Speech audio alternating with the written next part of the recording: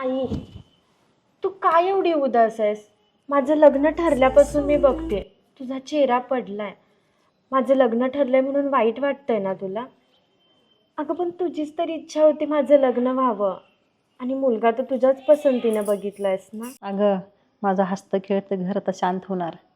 लहानाचं मोठं करायचं आणि दुसऱ्याच्या हातात सोपवायचं मला जरा अवघड वाटायला लागलं ग. जेव्हा माझं लग्न झालं ना तेव्हा पण मला एवढा नाही त्रास झाला, पण जसं तुझं लग्न ठरलंय तसं माझं काय धडधडायला लागलं.